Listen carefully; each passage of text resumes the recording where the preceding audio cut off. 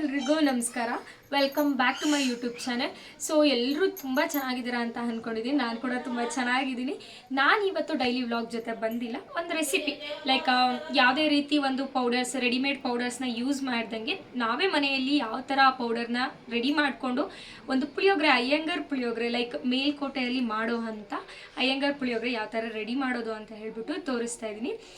ಈ ವಿಡಿಯೋ ನಿಮ್ಗೆ ಇಷ್ಟ ಆದರೆ ಲೈಕ್ ಮಾಡಿ, ಶೇರ್ ಮಾಡಿ, ಕಾಮೆಂಟ್ ಮಾಡಿ. ಹಾಗೆ ಕೊನೆವರೆಗೂ ವಿಡಿಯೋನ ಸ್ಕಿಪ್ ಮಾಡದೆ ನೋಡಿ. ಕೆಲವೊಂದು ಟಿಪ್ಸ್ಗಳನ್ನ ನಾನು ಇದರಲ್ಲಿ ಶೇರ್ ಮಾಡ್ತಾ ಹೋಗ್ತಾ ಇರ್ತೀನಿ. ಆ್ಯಂಡ್ ಇನ್ನೆಂತ ಇಲ್ಲ, ಬನ್ನಿ ನಾನು ಏನು ಆಗ್ತಾ ಇದ್ದೀನಿ, ಏನೇನು ಯೂಸ್ ಮಾಡ್ತಿದ್ದೀನಿ ಅನ್ನೋದನ್ನೆಲ್ಲದನ್ನು ಕೂಡ ನಾನು ತೋರಿಸ್ತಾ ಇದ್ದೀನಿ. ಮೊದಲು ಇಂಗ್ರೀಡಿಯೆಂಟ್ಸ್ನ ನೋಡ್ಕೊಂಬಿಡೋಣ, ಆಮೇಲೆ ಯಾವ ರೀತಿ ಮಾಡೋದು ಅಂತ ಹೇಳ್ಬಿಟ್ಟು ತೋರಿಸ್ತೀನಿ. ಬನ್ನಿ. ನಾನು ಏನೇನು ಇಂಗ್ರೀಡಿಯೆಂಟ್ಸ್ನ ಯೂಸ್ ಮಾಡ್ತಾ ಇದ್ದೀನಿ, ತೀರಾ ಕಡಿಮೆ ಇಂಗ್ರೀಡಿಯೆಂಟ್ಸಲ್ಲೇ ಮಾಡ್ತಿರೋ ಅಂಥದ್ದು, ಮನೆಯಲ್ಲೇ ಸಿಗೋ ಅಂಥದ್ದು, ಯಾವುದು ಎಕ್ಸ್ಟ್ರಾ ಹೋಗಿ ಡಿಫ್ರೆಂಟಾಗಿ ತೊಗೊಬರ್ಬೇಕು ಅನ್ನೋದು ಏನಿಲ್ಲ. ಏನೇನು ಯೂಸ್ ಮಾಡ್ತಿದ್ದೀನಿ ಅಂತ ತೋರಿಸ್ಬಿಡ್ತೀನಿ ಬನ್ನಿ. ನಾನಿಲ್ಲಿ ಒಂದು 16 ಬ್ಯಾಡಗಿ ಮೆಣಸಿನ್ಕಾಯಿ, ಹಾಗೇನೆ ಗುಂಟೂರು ಮೆಣಸಿನ್ಕಾಯಿ ಸ್ವಲ್ಪ ಮಿಕ್ಸಲ್ಲಿ ಒಂದು 16 ತೊಗೊಂಡಿದ್ದೀನಿ. ಅದ್ರ ಜೊತೆಗೆ ಸ್ವಲ್ಪ ಕರಿಬೇವಿನ ಸೊಪ್ಪು, ಹಾಗೆ 1 ಚಿಟಿಕೆ ಆಗೋಷ್ಟು ಹಿಂಗನ್ನು ತೊಗೊಂಡಿದ್ದೀನಿ, 1 ಚಿಟಿಕೆ ಆಗೋಷ್ಟು ಅರಿಶಿನ ತೊಗೊಂಡಿದ್ದೀನಿ. ದೆನ್ 1 ಸ್ಪೂನು ಕಾಳುಮೆಣಸು, 1 ಸ್ಪೂನು ಸಾಸಿವೆ, ಹಾಗೆ 1 ಸ್ಪೂನು ಮೆಂತ್ಯ ತೊಗೊಂಡಿದ್ದೀನಿ. ದೆನ್ ಅದಾದಮೇಲೆ ಇಲ್ಲಿ 4 ಸ್ಪೂನು ಜೀರಿಗೆ ಇದೆ, ಮತ್ತು ಇಲ್ಲಿ 8 ಸ್ಪೂನು ಸಾಂಬಾರು ಬೀಜ ಬರುತ್ತೆ, ಸಾಂಬಾರು ಪುಡಿಗೆ ಯೂಸ್ ಮಾಡೋ ಅಂಥ ಸಾಂಬಾರು ಬೀಜ ಅಂತ ಬರುತ್ತೆ ಇದು. ಇದನ್ನು 8 ಸ್ಪೂನು ತೊಗೊಂಡಿದ್ದೀನಿ. ಇದು ಯಾವುದು ಮೆಜರ್ಮೆಂಟಲ್ಲಿ ತೊಗೊಂಡಿದ್ದೀನಿ ಅಂತ ಹೇಳಿದ್ರೆ, ಈ ಒಂದು ಸ್ಪೂನ್ ಮೆಜರ್ಮೆಂಟ್ ನೀವು ಯಾವ ಸ್ಪೂನಲ್ಲಿ ತೊಗೊಂಡ್ರೂ ಕೂಡ ಇದೇ ಮೆಜರ್ಮೆಂಟಲ್ಲಿ ತೊಗೊಳ್ಳಿ. ಆದರೆ ಈ 2 ಮಾತ್ರ ಒಂದು ಚಿಟಿಕೆ ತೊಗೊಂಡ್ರೆ ಸಾಕಾಗುತ್ತೆ. ಇದು ನಿಮ್ಮ ಒಂದು ಎಷ್ಟು ಬೇಕಾಗುತ್ತೆ, ಒಂದು ಇಡೀ ಆಗೋಷ್ಟು ತೊಗೊಂಡಿದ್ದೀನಿ ನಾನು. ಇದನ್ನೆಲ್ಲ ಇವಾಗ ರೆಡಿ ಮಾಡ್ಕೊಳ್ಳೋಣ. ಮೊದಲು ಪೌಡರ್ ಯಾವ ಥರ ರೆಡಿ ಮಾಡೋದು ಅಂತ ನೋಡಿಕೊಂಡು ಆಮೇಲೆ ಏನೇನು ಒಗ್ಗರಣೆಗೆ ಹಾಕಬೇಕು ಅನ್ನೋದನ್ನು ತೋರಿಸ್ತೀನಿ ಬನ್ನಿ.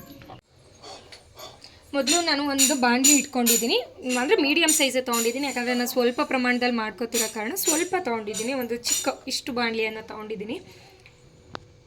ನಾನಿಲ್ಲಿ ಒಂದು 2 ಟೇಬಲ್ ಸ್ಪೂನ್ ಆಗೋಷ್ಟು, ತೀರಾ ಜಾಸ್ತಿ ಹಾಕ್ಬೇಡಿ, ಒಂದು 2 ಟೇಬಲ್ ಸ್ಪೂನ್ ಆಗೋಷ್ಟು ಎಣ್ಣೆನ ಯೂಸ್ ಮಾಡಿ. ನಿಮಗೆ ಶೇಂಗಾ ಎಣ್ಣೆನಾದರೂ ಯೂಸ್ ಮಾಡ್ಬೋದು, ಅಥವಾ ನಾನಿಲ್ಲಿ ಸನ್ಫ್ಲವರ್ ಆಯಿಲ್ನ ಯೂಸ್ ಮಾಡಿದ್ದೀನಿ. ನೀವು ಕೊಬ್ಬರಿ ಎಣ್ಣೆ ಕೂಡ ಕೆಲವೊಬ್ರು ಯೂಸ್ ಮಾಡ್ತಾರೆ. ಸ್ವಲ್ಪ ಲೋ ಫ್ಲೇಮ್ ಮಾಡ್ಕೊಳ್ಳಿ ಇವಾಗ, ಯಾಕಂದರೆ ಇಂಗ್ರೀಡಿಯೆಂಟ್ಸ್ನ ಹಾಕೋದ್ರಿಂದ ಅದು ಬೇಗ ಸಿಡಿಬಾರ್ದು ಅನ್ನೋ ಕಾರಣಕ್ಕೋಸ್ಕರ ನಾನು ನಿಮಗೆ ತೋರಿಸೋದಕ್ಕೋಸ್ಕರ ಸ್ವಲ್ಪ ಪ್ರಮಾಣದಲ್ಲಿ ಮಾಡ್ಕೊತಿದ್ದೀನಿ. ಇಲ್ಲ ನಿಮಗೆ ಆಗುತ್ತೆ ಮಾಡ್ಕೊತೀವಿ ಅಂತ ಹೇಳಿದ್ರೆ ನೀವು ಇನ್ನೂ ಸ್ವಲ್ಪ ಜಾಸ್ತಿ ಮಾಡ್ಕೋಬೋದು. ಫಸ್ಟು ಮೆಂತ್ಯ ಹಾಕಿದ್ದೀನಿ, ದೆನ್ ಅದಾದಮೇಲೆ ಸಾಸಿವೆ ಮತ್ತು ಮೆಣಸು ಜೊತೆಯಲ್ಲೇ ಹಾಕೊತಿದ್ದೀನಿ.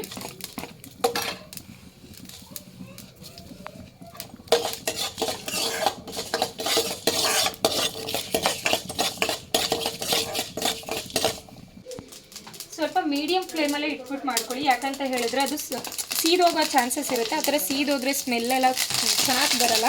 ಹಾಗಾಗಿ ನೆಕ್ಸ್ಟು ಕರಿಬೇವಿನ ಸೊಪ್ಪು ಏನು ತೊಗೊಂಡಿದ್ದೀನಿ ಅದನ್ನು ಹಾಕ್ತಿದ್ದೀನಿ. ಅದ್ರ ಜೊತೆಗೇ ನಾನು ಇಲ್ಲಿ ಸಾಂಬಾರು ಬೀಜನ ಏನು 8 ಸ್ಪೂನ್ ತೊಗೊಂಡಿದ್ದೆ ಅಷ್ಟನ್ನು ಕೂಡ ಹಾಕ್ತಾಯಿದ್ದೀನಿ. ನೆಕ್ಸ್ಟ್ ಹಾಕ್ತಿರೋದು ಜೀರಿಗೆ 4 ಸ್ಪೂನ್ ತೊಗೊಂಡಿದ್ದೆ, ಅದನ್ನು ಕೂಡ ಆ್ಯಡ್ ಮಾಡ್ತಿದ್ದೀನಿ.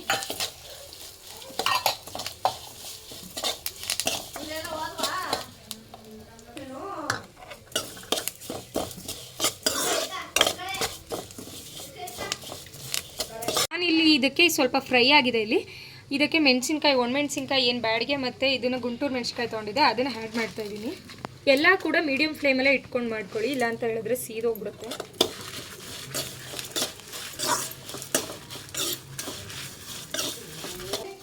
ಇದನ್ನು ನಾನು ಸ್ವಲ್ಪ ಪ್ರಮಾಣದಲ್ಲಿ ಮಾಡ್ಕೊತಿದ್ದೀನಿ. ಇನ್ ಕೇಸ್ ನಿಮಗೆ ಸ್ವಲ್ಪ ಜಾಸ್ತಿ ಬೇಕು ಅಂತ ಹೇಳಿದ್ರೆ ಕಂಟಿನ್ಯೂ ಆಗಿ ನೀವು ಜಾಸ್ತಿ ಇವಾಗ ಏನು ಹಾಕಿದ್ದೀನಿ ಅದು 1 to ಡಬಲ್ನ ಹಾಕೊಂಡು ಬೇಕಾದರೆ ಮಾಡ್ಕೋಬೋದು.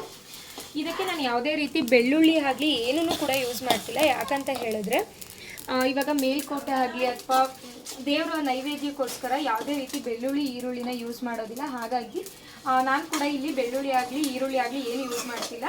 ಪುಳಿಯೋಗರೆ ಯಾವ ಥರ ಬರುತ್ತೆ ಅಂತ ಹೇಳ್ಬಿಟ್ಟು ನೀವು ಕೂಡ ಟ್ರೈ ಮಾಡಿ ನೋಡಿ ಒಮ್ಮೆ. ನಿಮಗೆ ಸ್ವಲ್ಪ ಕಡಿಮೆ ಕ್ವಾಂಟಿಟಿಲಿ ಮಾಡಿಕೊಂಡು ದೆನ್ ಅದಾದಮೇಲೆ ಬೇಕಾದ್ರೆ ಚೆನ್ನಾಗಿ ಬಂತು ನಿಮಗೆ ಮಾಡಲಿಕ್ಕೆ ಅಂತ ಹೇಳಿದ್ರೆ ಅಫ್ಕೋರ್ಸ್ ನೀವು ಮಾಡ್ಕೋಬೋದು. ಇವಾಗ ಸ್ವಲ್ಪ ಫ್ರೈ ಆಗಿದೆ. ಈ ಫ್ರೈ ಆಗಿರೋ ಅಂಥದ್ದನ್ನು ಆಫ್ ಮಾಡೋಣ.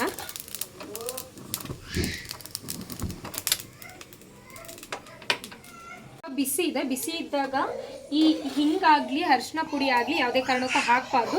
ಬಿಕಾಸ್ ಬಿಸಿ ಇದ್ದಾಗ ಹಾಕಿದ್ರೆ ಅದ್ರ ಟೇಸ್ಟ್ ಕಳ್ಕೊಳ್ಳುತ್ತೆ. ಹಾಗಾಗಿ ಇದು ಫುಲ್ ಕಂಪ್ಲೀಟಾಗಿ ತಣ್ಣಗಾಗಲಿ, ನಾವು ಅಷ್ಟೊತ್ತಿಗೆ ಒಗ್ಗರಣೆಗೆ ರೆಡಿ ಮಾಡ್ಕೊಂಬಿಡೋಣ ಬನ್ನಿ.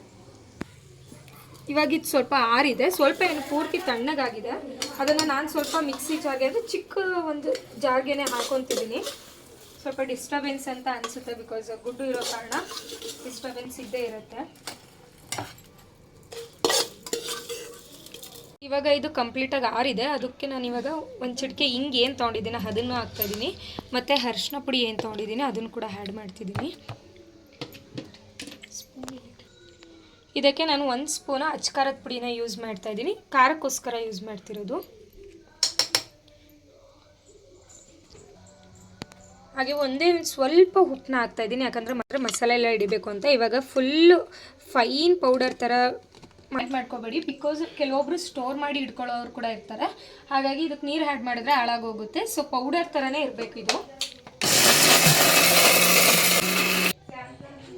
ಮಧ್ಯೆ ಮಧ್ಯೆ ಈ ಥರ ಓಪನ್ ಮಾಡಿಕೊಂಡು ಸ್ಪೂನ್ ಸಹಾಯದಿಂದ ಇದು ಮಾಡಿ, ಇಲ್ಲ ಅಂತ ಹೇಳಿದ್ರೆ ಅದು ಕ್ಲೀನಾಗಿ ಪೌಡರ್ ಥರ ಆಗೋಲ್ಲ.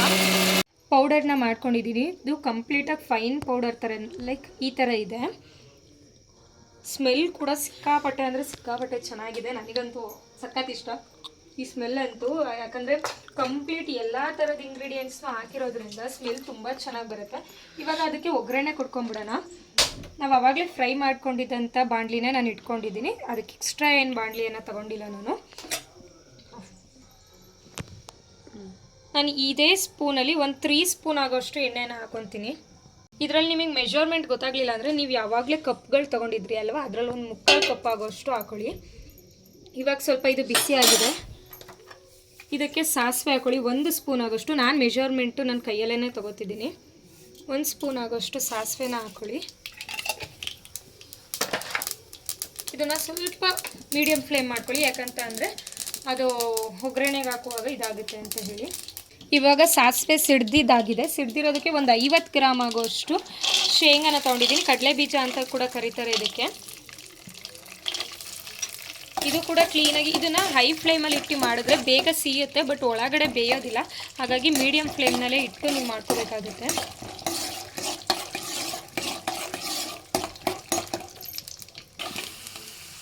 ಇವಾಗ ನೋಡ್ತಿರ್ಬೋದು ಇದು ಸ್ವಲ್ಪ ಬೆಂದಿದೆ, ಸ್ವಲ್ಪ ಕಂಪ್ಲೀಟಾಗಿ ಬೆಂದಿದೆ. ಇದಕ್ಕೆ ನಾನಿವಾಗ ಕರಿಬೇವಿನ ಸೊಪ್ಪು ಹಾಕ್ತಿದ್ದೀನಿ.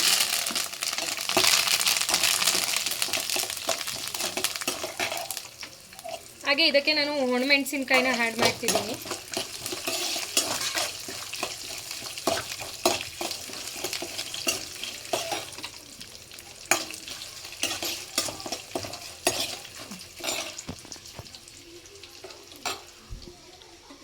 ಇದನ್ನು ನೀವು ಏನು ಪೌಡರ್ನ ಮಾಡ್ಕೊಂಡಿದ್ರೆ ಈ ಪೌಡರ್ನ ಹೇರ್ ಕಂಟೈನರ್ ಒಂದು ಜಾರ್ ಬರುತ್ತೆ, ಅಥವಾ ಲೈಕ್ ಪಿಂಗಾಣಿ ಜಾರ್ ಬರುತ್ತೆ, ಗ್ಲಾಸ್ ಜಾರ್ಸ್ ಬರುತ್ತೆ, ಅದಕ್ಕೆ ಬೇಕಾದರೆ ಸ್ಟೋರ್ ಮಾಡ್ಕೊಂಡು ಫ್ರೀಝರ್ನಲ್ಲಿ 1 ಮಂತ್ 2 ಮಂತ್ಸ್ ಎಲ್ಲ ಇಟ್ಕೊಬೋದು. ನಾನು ಸ್ವಲ್ಪ ಮಾಡ್ಕೊಂಡಿದ್ದೀನಿ, ಯಾಕಂದರೆ ನಿಮಗೆ ತೋರಿಸ್ಲಿಕ್ಕೋಸ್ಕರ ಸ್ವಲ್ಪ ಮಾಡ್ಕೊಂಡಿದ್ದೀನಿ. ಇದೇನಿಲ್ಲ ಅಂದರೂ ಒಂದು 3 ಟೈಮ್ಸ್ ಆದ್ರೂ ಯೂಸ್ ಮಾಡ್ಕೋಬೋದು. ನಮ್ಮ ಮನೇಲಿ ಒಂದು 6 ಜನ ಇದ್ದೀವಿ, 6 ಜನಕ್ಕೆ ಅಷ್ಟು ಯೂಸ್ ಮಾಡ್ಕೋಬೋದು. ಇವಾಗ ಇದು ಫ್ರೈ ಆಗಿದೆ. ಫ್ರೈ ಆಗಿರೋದಕ್ಕೆ ನಾನು ಹಿಂಗನ್ನು ಆ್ಯಡ್ ಮಾಡ್ತಿದ್ದೀನಿ. ಸ್ವಲ್ಪ ಇಲ್ಲಿ ನೋಡಿ, ಇಷ್ಟೇ ಹಿಂಗನ್ನು ಆ್ಯಡ್ ಮಾಡ್ತಿರೋ, ಜಾಸ್ತಿ ಹಿಂಗನ್ನು ಯೂಸ್ ಮಾಡಬೇಡಿ. ಆ್ಯಂಡ್ ಇದಕ್ಕೆ ಒಣ ಕೊಬ್ಬರಿ ಒಂದು ಅರ್ಧ ಕಪ್ಪು 3/4 ಕಪ್ ಆಗೋಷ್ಟು ಒಣ ಕೊಬ್ಬರಿನ ಆ್ಯಡ್ ಮಾಡ್ತಿದ್ದೀನಿ. ಇದೆಲ್ಲ ಕಂಪ್ಲೀಟ್ ಲೋ ಫ್ಲೇಮಲ್ಲೇ ಇಟ್ಕೊಂಡು ಮಾಡ್ಕೋಬೇಕು.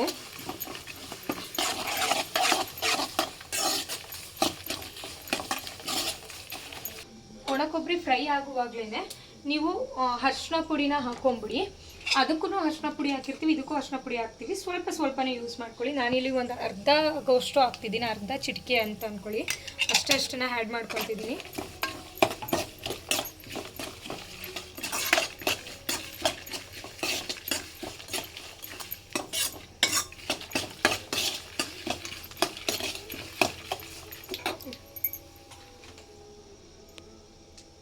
ನಾನು ಇಷ್ಟು ಉಪ್ಪನ್ನು ಆ್ಯಡ್ ಮಾಡ್ತಿದ್ದೀನಿ. ಸ್ವಲ್ಪ ಕಂಪ್ಲೀಟಾಗಿ ರುಚಿಗೆ ತಕ್ಕಷ್ಟು ಅಲ್ಲ, ಇಷ್ಟು ಉಪ್ಪನ್ನು ಆ್ಯಡ್ ಮಾಡ್ತಿದ್ದೀನಿ. ಬಿಕಾಸ್ ಇದರಲ್ಲಿ ಕೊಬ್ಬರಿ ಎಲ್ಲ ಮೆಣಸಿನ್ಕಾಯಿ ಹಾಕಿರೋದ್ರಿಂದ ಇದಕ್ಕೆ ಹಿಡೀಲಿ ಅನ್ನೋ ಕಾರಣಕ್ಕೋಸ್ಕರ ಸ್ವಲ್ಪ ಯೂಸ್ ಮಾಡ್ಕೊತಿದ್ದೀನಿ. ಇವಾಗ ಗ್ಯಾಸ್ ಫ್ಲೇಮ್ನ ಆಫ್ ಮಾಡಿಕೊಂಡು ಇದನ್ನು ಒಂದು ಪ್ಲೇಟ್ಗೆ ಟ್ರಾನ್ಸ್ಫರ್ ಮಾಡ್ಕೊಂಡು, ನಾನು ಇದೇ ಒಂದು ಚಿಕ್ಕ ಪ್ಲೇಟ್ಗೆ ಟ್ರಾನ್ಸ್ಫರ್ ಮಾಡ್ಕೊತಿದ್ದೀನಿ. ಯಾಕಂದರೆ ಹುಣಸೆಹಣ್ಣಿನ ಹುಳಿ ಜೊತೆಗೇ ಒಗ್ಗರಣೆ ಕೊಡ್ಕೊಬಾರ್ದು, ಆವಾಗಲೇ ಅಡುಗೆ ಕೆಟ್ಟೋಗೋದು. ಇವಾಗ ಇದೇ ಬಾಣಲಿಗೆ ಆನ್ ಮಾಡಿಕೊಂಡು 1 ಕಪ್ ಆಗೋಷ್ಟು, ಅಂದರೆ 3/4 ಕಪ್ ಆಗೋಷ್ಟು ನಾನು ಹುಣಸೆ ಹಣ್ಣಿನ ರಸ, ಸ್ವಲ್ಪ ಹುಳಿ ಇರೋ ಅಂಥದ್ದನ್ನೇ ತೊಗೊಂಡಿದ್ದೀನಿ. ಇದ್ರ ಜೊತೆಗೇ ಇದನ್ನು ಕೂಡ ಲೋ ಫ್ಲೇಮಲ್ಲಿ ಇಡ್ತೀನಿ. ಯಾಕಂತ ಹೇಳಿದ್ರೆ ಸ್ವಲ್ಪ ಬೆಲ್ಲ ಹಾಕೋದ್ರಿಂದ ಬೆಲ್ಲ ಕರಗಬೇಕು. ಪುಡಿ ಇದ್ದರೆ ನೀವು ಪುಡಿ ಕೂಡ ಯೂಸ್ ಮಾಡ್ಕೋಬೋದು.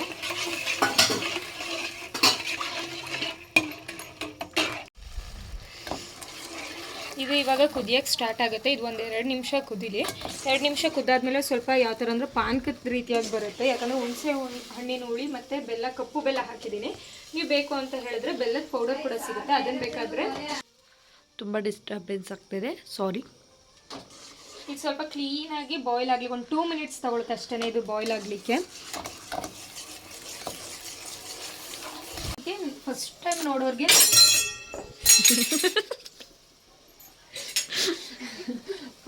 ನೋಡೋರಿಗೆ ಲಾಂಗ್ ಪ್ರೊಸೀಜರ್ ಅಂತ ಅನಿಸ್ಬೋದು, ಬಟ್ ಆ್ಯಕ್ಚುಲಿ ಈಸಿ. ಪೌಡರ್ ಒಂದು ಮಾಡಿ ಇಟ್ಕೊಂಡ್ಬಿಟ್ರೆ ಪಟ್ ಅಂತ ಹಾಕ್ಬಿಡುತ್ತೆ. ನಾನಿವಾಗ ಈ ಪೌಡರ್ನ ಒಂದು 4 ಟೇಬಲ್ ಸ್ಪೂನ್ ಆಗೋಷ್ಟು ಹಾಕೊತಿದ್ದೀನಿ. ಸ್ವಲ್ಪ ದೊಡ್ಡದಾಗೆ ತೊಗೊಂಡಿದ್ದೀನಿ, ಯಾಕಂದರೆ ನಮ್ಮ ಮನೇಲಿ ಜನ ಜಾಸ್ತಿ ಇದ್ದಾರೆ, ಹಾಗಾಗಿ.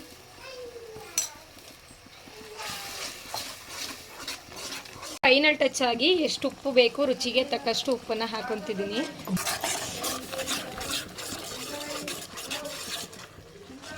ಆದರೂ ಮಾಡ್ಕೊಂಡು ಫ್ರಿಜ್ಜಿಗೆ ಸ್ಟೋರ್ ಮಾಡಿ ಇಟ್ಕೊಬೇಕು. ಇದು ನೀಟಾಗಿ ಒಂದು ಸ್ವಲ್ಪ ಗಟ್ಟಿ ಆದಮೇಲೆ ಗಟ್ಟಿ ಆಗುತ್ತೆ, ಯಾಕಂದರೆ ನಾವು ಬೆಲ್ಲ ಹಾಕಿರೋದ್ರಿಂದ ಬೆಲ್ಲ ಸೀತ ಬರುತ್ತೆ, ಸೊ ಗಟ್ಟಿ ಆಗುತ್ತೆ. ಇದನ್ನು ಸ್ಟೋರ್ ಮಾಡಿ ಇಟ್ಕೊಂಡ್ರೆ ನಿಮ್ಗೆ ಯಾವಾಗ್ಲಾರು ಬೇಕು ಅಂದರೆ ಒಗ್ಗರಣೆ ಕೊಡ್ಕೋಬೋದು. ನಾವು ಹೀಗೆ ಬೇಕಾದರೂ ಹಿಡ್ಕೊಬೋದು, ಹುಣಸೆ ಹಣ್ಣಿನ ಹುಳಿ ಜೊತೆಗಾದರೂ ಹಿಡ್ಕೊಬೋದು, ಈ ಥರ ಪೇಸ್ಟ್ ಥರ ಮಾಡಿಕೊಂಡು. ಇಲ್ಲ ನಾವು ಡ್ರೈ ಪೌಡರ್ ಮಾಡಿ ಇಟ್ಕೊತೀವಿ ಅಂತ ಅಂದರೆ ಖಂಡಿತವಾಗ್ಲೂ ಡ್ರೈ ಪೌಡರ್ ಆದರೂ ಮಾಡ್ಕೋಬೋದು. ಇವಾಗ ನಾನು ಲೋ ಫ್ಲೇಮ್ ಮಾಡಿ ಇವಾಗ ಏನು ಅವಾಗಲೇ ತೆಗೆದಿಟ್ಕೊಂಡಿದ್ವಿ ಒಗ್ಗರಣೆ, ಅದನ್ನು ಇದಕ್ಕೆ ಆ್ಯಡ್ ಮಾಡ್ತಿದ್ದೀನಿ.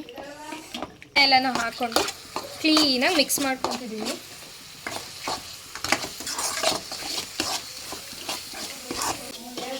ಫೈನಲಾಗಿ ಈ ಥರ ಬಂದಿದೆ. ಪುಳಿಯೋಗರೆ ಪೌಡರ್ನ ತೊಗೊಬಂದು ಯಾವ ಥರ ಮಾಡ್ತೀವಿ ಸೇಮ್ ಆ್ಯಸ್ ಇಟ್ ಈಸ್ ಹಾಗೆ ಇದೆ. ನೀವು ಈ ಥರ ಮಾಡ್ಕೊಂಡು ನೋಡಿ, ಒಮ್ಮೆ ಚೆನ್ನಾಗಿ ಬರುತ್ತೆ. ಇದಕ್ಕೆ ರೈಸ್ನ ಮಿಕ್ಸ್ ಮಾಡಿಕೊಂಡು ಸ್ವಲ್ಪ ಕೊರಿಯಂಡರ್ ಲೀವ್ಸಲ್ಲಿ ಗಾರ್ನಿಷ್ ಮಾಡಿಕೊಂಡ್ರೆ ಸಖತ್ತಾಗಿ ಬರುತ್ತೆ.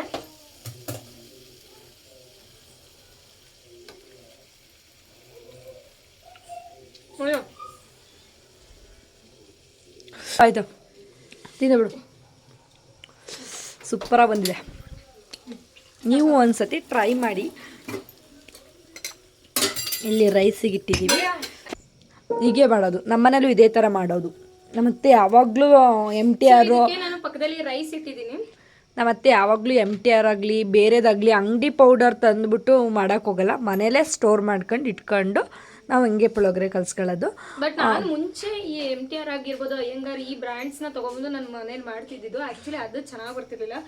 ಇದು ನೆಕ್ಸ್ಟ್ ಲೆವೆಲು. ಖಾರ, ಹುಳಿ, ಸಿಹಿ ಎಲ್ಲ ಮಿಕ್ಸಲ್ಲಿದೆ. ಬೆಳ್ಳುಳ್ಳಿ ಹಾಕಿಲ್ಲ, ಈರುಳ್ಳಿ ಹಾಕಿಲ್ಲ, ಅಥವಾ ಯಾವುದೇ ರೀತಿ ಪೌಡರ್ಸ್ನ ಯೂಸ್ ಮಾಡ್ಕೊಂಡಿಲ್ಲ. ಸೂಪರಾಗಿ ಬಂದಿದೆ. ಪಕ್ಕದಲ್ಲಿ ನಾನು ರೈಸ್ ಮಾಡಲಿಕ್ಕೆ ಅಂತ ಇಟ್ಟಿದ್ದೀನಿ. ಅದು ಆಗಿದ ತಕ್ಷಣ ಇದು ಕೂಡ ಆರಿರುತ್ತೆ. ಅದಕ್ಕೆ ಮಿಕ್ಸ್ ಮಾಡ್ಕೊಂಡು ಕೊರಿಯಂಡರ್ ಲೀವ್ಸಲ್ಲಿ ಗಾರ್ನಿಷ್ ಮಾಡಿಕೊಂಡು ಬಂದಿದೆ. ಸೂಪರಾಗಿ ಬಂದಿದೆ. ನೀವು ಒಂದ್ಸಲ ಟ್ರೈ ಮಾಡಿ.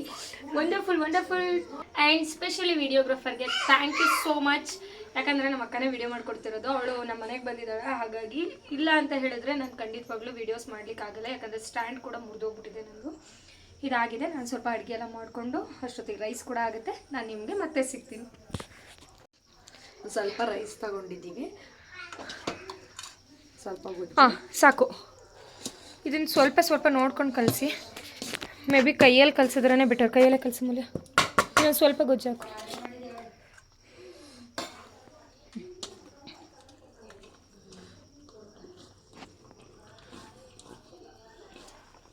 ನಿಮಗೆ ಒಂದು ಸ್ವಲ್ಪ ಹುಳಿ ಬೇಕು ಅಂದರೆ ಹುಳಿನಾರ ಹಾಕೋಬೋದು. ಇದಕ್ಕೆ ಇವಾಗ ಕೊರಿಯಂಡರ್ ಲೀವ್ಸ್ನ ಆ್ಯಡ್ ಮಾಡ್ತಾಯಿದ್ದೀವಿ. ಕೊರಿಯಂಡರ್ ಲೀವ್ಸ್ನ ಆ್ಯಡ್ ಮಾಡಿಕೊಂಡು ಕ್ಲೀನಾಗಿ ಮಿಕ್ಸ್ ಮಾಡಿಕೊಂಡ್ರೆ ಮೇಲ್ಕೋಟೆ ಸ್ಟೈಲಲ್ಲಿ ಪುಳಿಯೋಗರೆ. ಕನ್ನಡದಲ್ಲಿ ಕೊರಿಯಂಡರ್ ಲೀವ್ಸ್ ಅವೆಲ್ಲ ಬೇಡ, ಕೊತ್ತಂಬರಿ ಸೊಪ್ಪನ್ನ ಹಾಕ್ಕೊಂಡು ಮಿಕ್ಸ್ ಮಾಡ್ಕೋಬೇಕು. ಮಿಕ್ಸ್ ಮಾಡಿಕೊಂಡ್ರೆ ರೆಡಿ ನಮ್ಮ ಒಂದು ಪುಳಿಯೋಗರೆ. ಇವಾಗ ಒಂದು ಬೌಲ್ಗೆ ಹಾಕೊಂಡ್ಬಿಡ್ತೀವಿ.